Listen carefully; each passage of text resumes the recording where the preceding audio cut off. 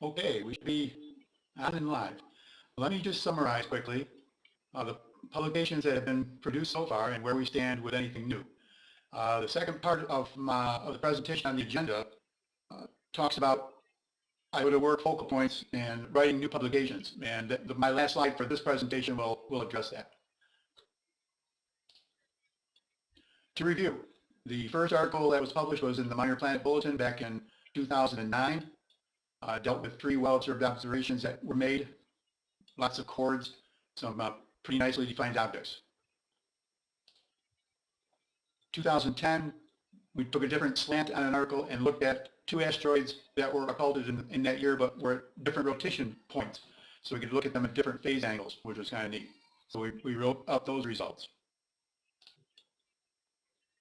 Third article was just a summary of some occultations that occurred in 2010. We picked the best of that group.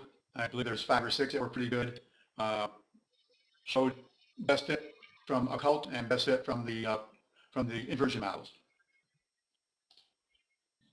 In process, and as we speak, ready for publication. It's there now, and we just got the final okay for that publication. It's going to be published in the Planetary and Space Science Journal.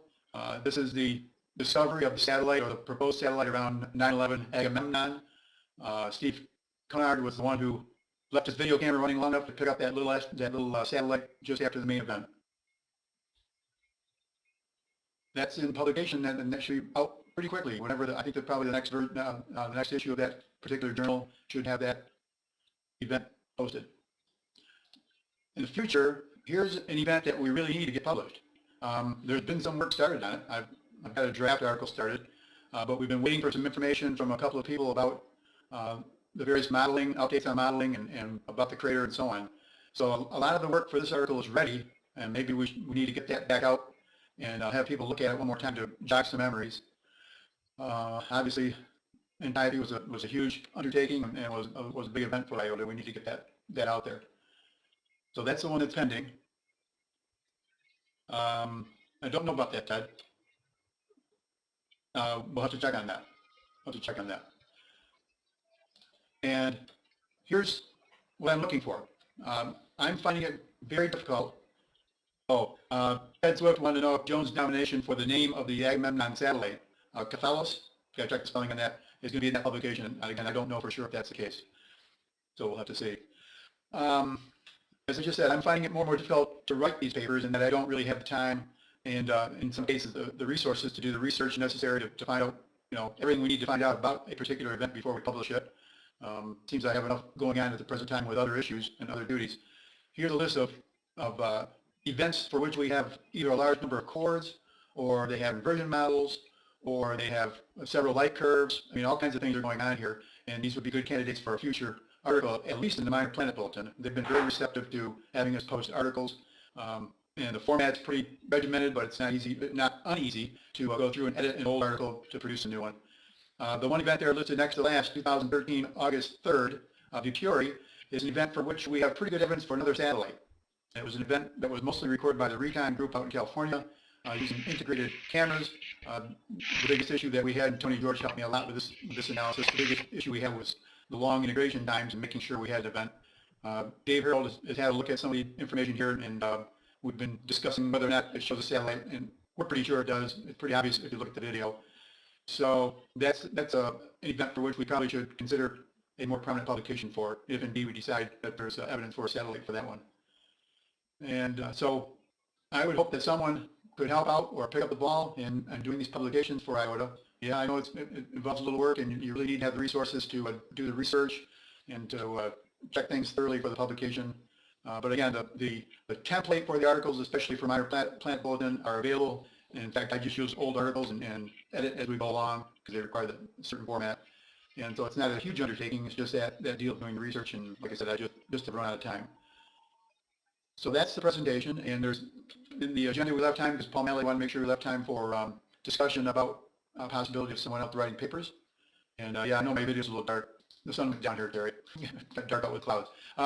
So that's my presentation, and I'm going to turn off my microphone so we can go back to the chat and/or the microphone in Toronto for people to ask questions. Obviously, people in the chat are certainly welcome to ask questions, and I'll I'll switch this off and we'll go at it. Thanks again.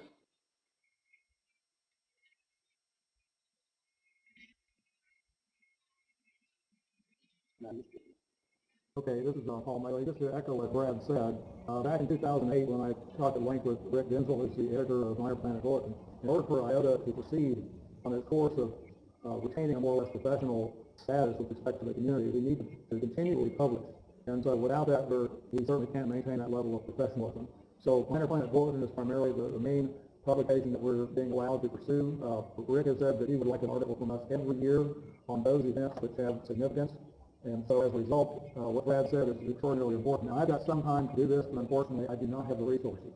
So if there is anybody out there willing to help take over this part of the job from Brad, that would really be quite helpful. It does not need to be a decision as of this moment, but be thinking about it and feedback to either myself or to Brad, and we'll move on from there.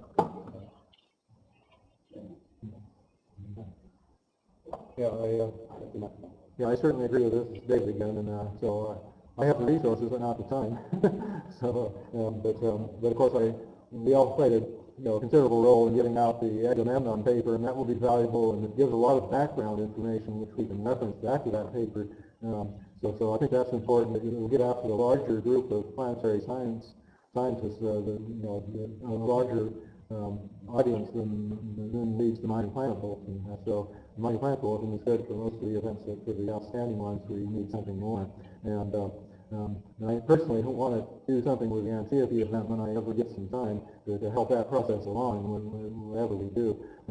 So another volunteers on the screen as you speak. Very good, very good. So we appreciate that. I think Brad mentioned he's sketched out something for Antiope, and so that should be cleaned up. It should be done something like the Agamemnon paper. You'll see, we had to go through quite a bit of hoops and explaining because the wider audience doesn't know all these things. We throw out terms like mighty minis and so what are you talking about? You're crazy. So anyway, so people didn't understand that you could actually do remote occultations, swim remote stations and get useful data. We had to explain how we did that. How it was done in 4 different places for the Agamemnon event.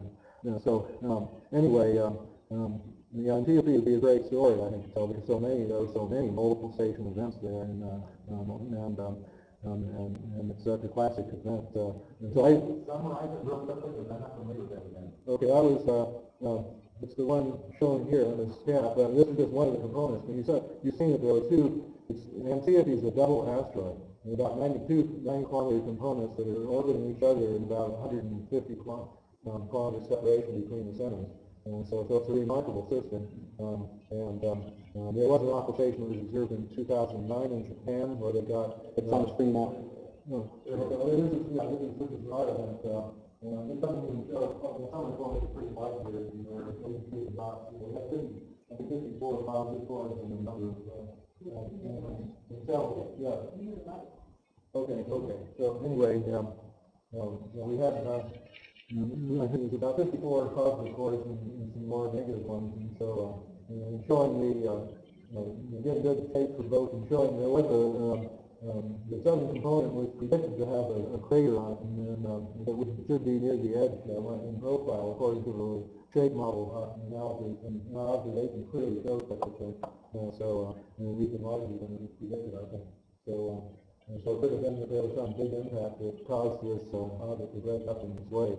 And so anyway, rather than what I propose is we publish this in the Astronomical Journal, because besides the asteroid itself, the star is a red giant star, and we measured the angular diameter of the star from the observations. So there's a lot of, it shows that occultations do a lot for you. It's not just solar system, it's stellar information you're getting too from these events.